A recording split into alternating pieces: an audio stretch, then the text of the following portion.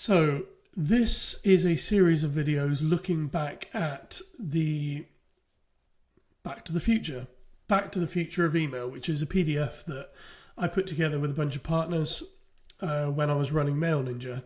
And back in 2019, the spec for this guide really was, let's look forward to email marketing as an industry, and let's look and see if we can spot trends and predict where things are heading. So that was kind of the premise behind this. Now, this guide is 101 pages long. You can access it free. Just go to the Email Lab, which is my private community. It's free to join if you're not already in there. If you don't know what Email Lab is or how to get in, comment, ask me a question, or send me a DM wherever you're watching this video from. In this lesson, Carl Reynolds from Sleeknote predicted that newsletters were going to become more plain text focus. So I'll just read some of what he said. Although reverting back to a plain text newsletter from the ubiquitous and styled HTML version may seem like a step backwards to some, it's a switch that's actually getting some traction amongst savvy email marketers. I would completely agree with Carl on this. I think that newsletters, particularly from creators and individuals rather than from companies, tend to be plain text focused. The strip back of there's hardly any design.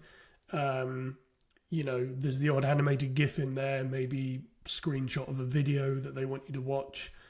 But a lot of it is just plain text. There's not much going on.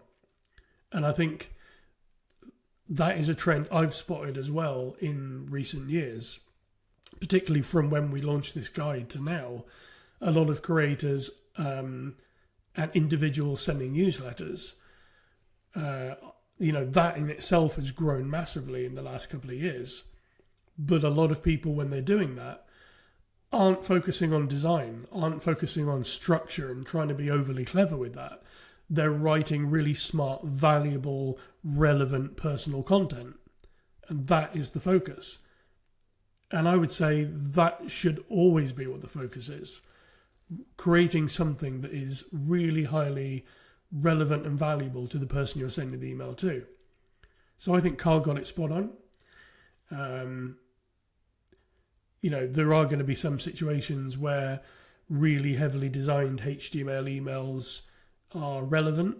So if you're Apple, we've worked with a company called Remarkable as well that sell writing tablets and various things like that. I would say if you're sending from a brand and you're selling tech or e-commerce brands, for example, probably HTML newsletters and really slick designed emails are what you want to be sending.